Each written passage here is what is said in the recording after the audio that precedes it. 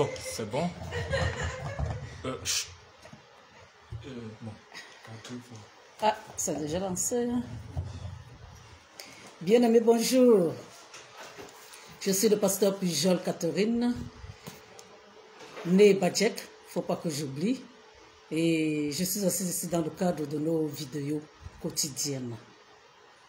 Oui, bien-aimé, je ne me limite pas seulement aux divers, parce que c'est ce que je fais, c'est beaucoup plus de divers, les choses qui vous arrivent tous les jours, qui nous arrivent tous les jours, et j'essaie de vous faire voir le point de vue de Dieu dans ces histoires-là. Donc, mais sinon, enfin, disons que j'enseigne la Bible dans WhatsApp. Donc, tous ceux qui veulent des enseignements vraiment sérieux de la Bible, voilà, c'est ma première casquette de pasteur. Je donne des enseignements dans WhatsApp. Et mon numéro WhatsApp, c'est le 237 693 78 75 73. Voilà. Donc, vous pouvez demander une amitié et après, vous allez recevoir les enseignements tous les matins, sauf le dimanche. Et le samedi, c'est la prière, c'est le jour de prière.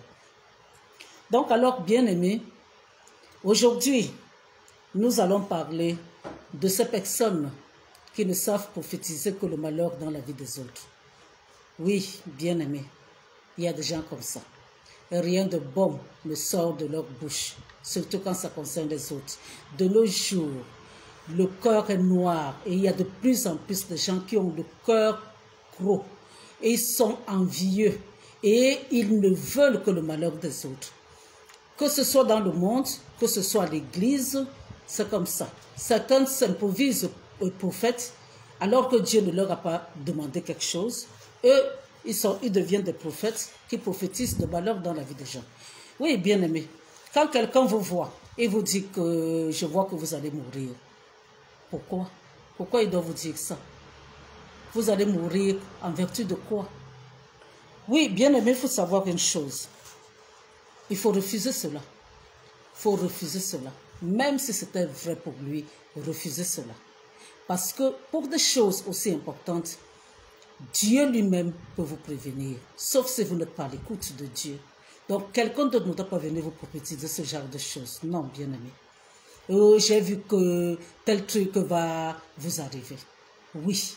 Il y a une personne, bien-aimée, que je connais, et c'est vers les 20 heures, parce que la personne m'a raconté, bien entendu, et tous les exemples que je donne là, tous les témoignages que je donne là, c'est les personnes qui autorisent.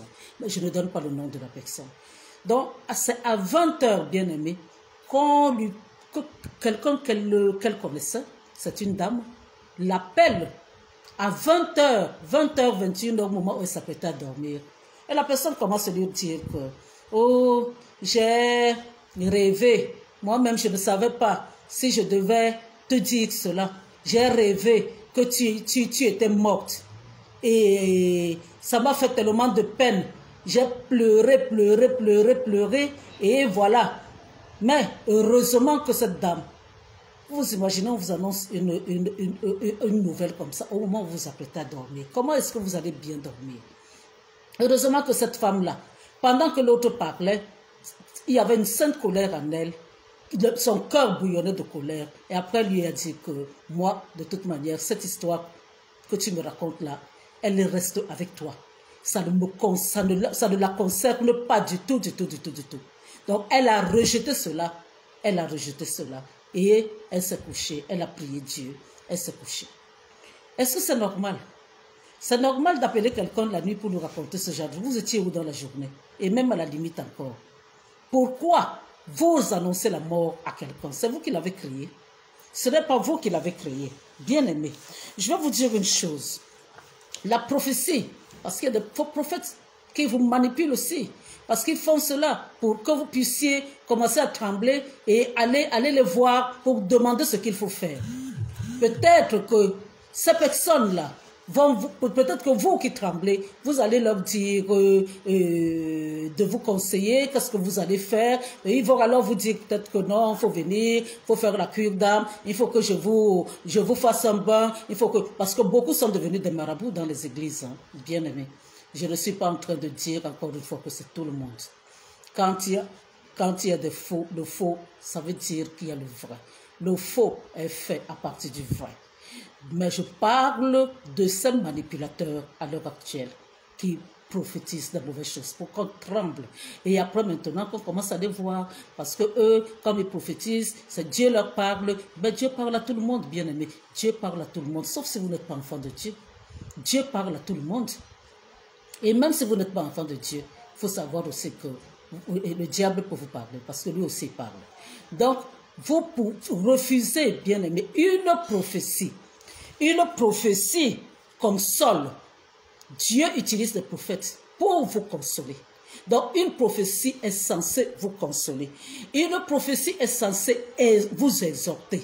Oui, bien aimé. Et une prophétie est censée vous édifier.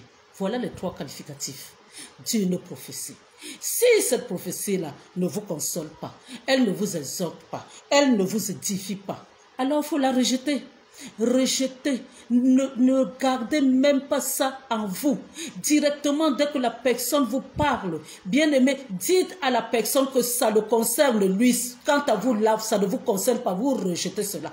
Au nom puissant de Jésus, vous rejetez cela. C'est comme ça qu'il faut faire, bien aimé. Ne le laissez même pas. Même si la nuit, vous rêvez mal, vous rêvez même... Bien aimé, mettez vos genoux par terre le matin. Refusez cela. Même si c'est la mort que vous avez vue. Même si ça vous concerne, même si ça concerne quelqu'un de votre famille. Refusez cela au nom puissant de Jésus. Ne gardez pas ça dans vos cœurs. Parce que quand vous gardez, c'est comme si vous aviez accepté. Donc, bien aimé, il faut faire attention. D'autres qui, on voit l'esprit de pauvreté en vous. On voit l'esprit de pauvreté en vous. Mais si vous acceptez cela, il est en train d'essayer de vous mettre la pauvreté dans le corps. Refusez cela au nom puissant de Jésus. Parce que la pauvreté, bien aimée, la pauvreté, c'est un esprit. Et la pauvreté, c'est une malédiction. Donc, il faut faire attention. N'acceptez pas ce genre de choses. Bien aimé, sachez une chose. Si vous êtes né d'une famille pauvre, bien aimé, ça, ce n'est pas votre faute. Si vous êtes né, vous êtes issu d'une famille pauvre, ce n'est pas votre faute. Et si vous finissez pauvre dans la vie, là c'est votre faute. Parce que vous n'aurez pas fait ce qu'il faut pour sortir de cette pauvreté.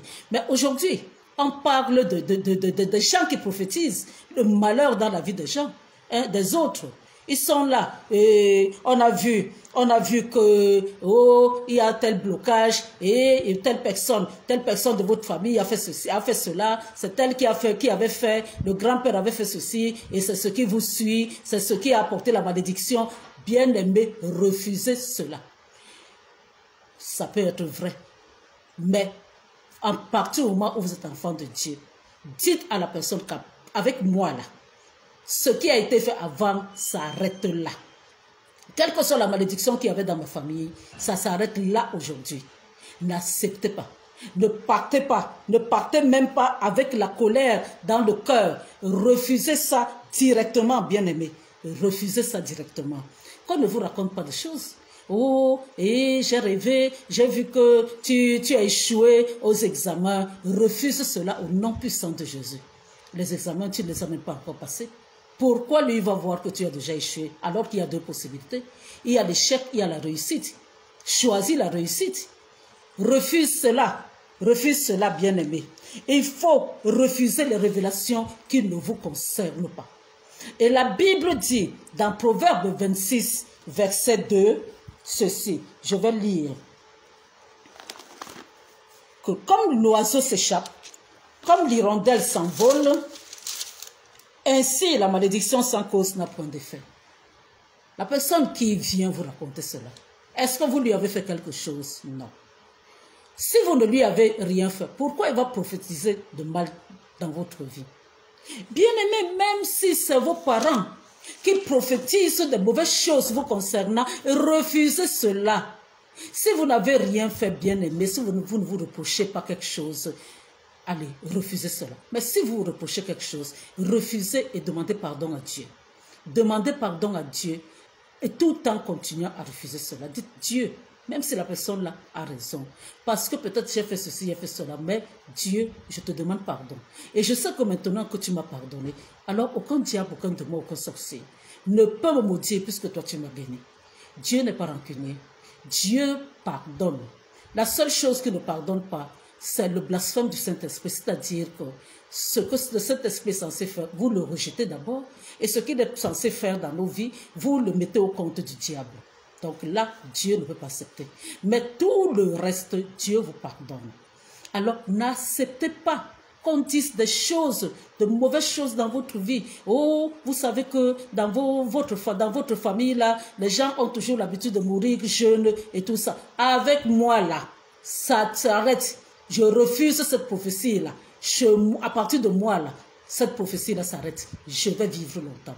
C'est comme ça. Et je décide même que dans ma famille, moi, en tant qu'enfant de Dieu, je refuse cela. Et je décrète que les membres de ma famille vont vivre longtemps. Au nom puissant de Jésus. Le pouvoir de la vie et de la mort est sur la langue, bien-aimé. Sur notre langue. Ce que nous proclamons, c'est ce qui va arriver. C'est comme ça, bien-aimé. C'est comme ça. Dieu bénit. Oui, bien-aimé, je vous dis, quand on refuse quelque chose, quand on refuse une situation, quand on refuse une malédiction, il faut savoir que Dieu va provoquer une faveur dans notre vie. Parce que c'est nous. Il nous a donné le pouvoir de parler. Il nous a donné le pouvoir de prophétiser dans nos vies. Et ce que nous prophétisons se met en route, se met dans l'univers, ça se met en marche. Donc si vous restez tranquille, vous dites que, ah oui, moi-même je sais que c'est comme ça que ça se passe dans ma famille. Je sais que les femmes ne se marient pas. Je sais que tout le monde est sous là. Je sais que même quand on a fait de grandes études, on ne travaille pas. Oui, moi-même je sais. Tu dis, non, bien-aimé. C'était comme ça, mais ça ne l'est plus. Moi, je refuse cela. Et je déclare encore que aucun membre de ma famille ne subira cela désormais. Quand Dieu voit la sincérité, il voit comment vous refusez cela. Bien-aimé, la faveur va accompagner cette parole-là. Il va aider, il va vous aider il va faire en sorte que ce que vous avez dit se réalise. Quand on accepte Jésus-Christ, bien-aimé, automatiquement, on a un ange qui nous est assigné. Et cet ange-là ne fait que il quitte la terre, il va au ciel, il quitte le ciel, il est là. Et tout ce qui sortira de votre bouche, c'est pour cela qu'on dit que ce que vous lierez sur la terre sera lié dans les cieux. Parce que ce qui sort de votre bouche sera lié au ciel. C'est comme ça. C'est vous qui commandez votre ciel, bien-aimé. Si vous sortez de mauvaises paroles, lui aussi il va aller là-bas, il va dire, oui, elle a dit. Elle a dit qu'elle ne peut pas. Elle a dit que c'est comme ça que ça se passe dans leur vie. Elle a dit, et c'est comme ça que ça va se passer. Bien aimé, ce sera lié. Mais si vous refusez cela, alors ça ne va pas se passer comme ça, bien aimé. Parce qu'il va encore dire que non, elle a refusé. Et alors, le mouvement va se faire là-bas dans le sens inverse. Les choses seront rétablies. C'est comme ça que ça se passe, bien aimé. Dieu accompagne nos paroles d'une faveur. Ne soyez donc pas négatifs déjà vis-à-vis de vous. N'acceptez pas les mauvaises paroles, même si c'est votre mère. Si vous ne méritez pas ce qu'elle est en train de dire de mauvais dans vos vies, rejetez cela au nom puissant de Jésus, sans lui manquer de respect. Dieu a dit que nous devons honorer nos parents, nos pères et nos mères. Nous devons les honorer. Donc vous n'avez pas besoin de les engueuler, mais refusez cela au nom puissant de Jésus. Même si c'est votre pasteur qui dit du mal, refusez cela. Refusez cela, bien-aimé. N'acceptez pas qu'on dise du mal de vous. N'acceptez pas qu'on commence à prophétiser de mauvaises choses dans votre vie. N'acceptez pas, bien-aimé. Parce que même si ce n'est pas là, vous allez voir comment ça finira seulement par se réaliser. Si vous savez accepter cela. Voilà, bien-aimé. Dieu vous a donné la capacité d'être maître de votre destinée. Oui, bien-aimé. Ce que vous dites, ce que vous proclamez, ce que vous avez dans le cœur, et ça se réalise, bien-aimé, ça va se réaliser. Ça va se réaliser, surtout ce que vous proclamez. C'est pour cela que quand vous êtes seul, dans votre chambre. Bien-aimé, quand vous priez, mettez-vous, même si c'est en face d'un miroir, même si c'est par terre, imposez-vous les mains au niveau du front et priez, proclamez des bonnes choses dans vos vies. Proclamez, vous avez l'impression que vous ne faites rien, vous n'êtes pas en train de faire quelque chose d'important, pourtant ça va se réaliser. Proclamez, je suis la tête et non la queue. Je proclame dans ma vie que tout âme forgé contre moi ne peut pas prospérer. Je proclame que je suis béni par Dieu et toute personne qui cherche à me maudire ne peut rien me faire. Je proclame, vous proclamez, je proclame que cet examen-là, je vais le réussir au nom puissant de Jésus. Ce rendez-vous de travail là où on m'a convoqué, là où je vais, là où on m'a convoqué, là, on n'entendra que moi, on ne verra que moi. Je proclame que les choses vont bien se passer. Je proclame que mon étoile brille et personne ne peut l'enlever. Personne ne peut l'éteindre. Je proclame que toutes les choses de ma vie vont marcher. C'est vous-même qui savez. Je proclame que je ne mourrai pas, je vivrai pour annoncer les œuvres de l'Éternel. Je proclame que mon corps est le temple du Saint-Esprit. Le Saint-Esprit étant la lumière et la vie dans mon corps, alors la lumière chasse les ténèbres. Toute œuvre de ténèbres dans mon corps disparaît. Au nom puissant de Jésus, je proclame que la maladie ne trouvera pas de place en moi. Au nom puissant de Jésus. Et en parlant de maladie, même si c'est à l'hôpital, même si c'est à l'hôpital, même si on vous dit à l'hôpital que vous allez, c'est un cancer que vous avez, ou alors tel truc, refusez cela. Dès là, refusez. Ne partez pas refuser à la maison. Refusez cela. Refusez cela. Et maintenant, tout en sachant que Dieu lui-même guérit.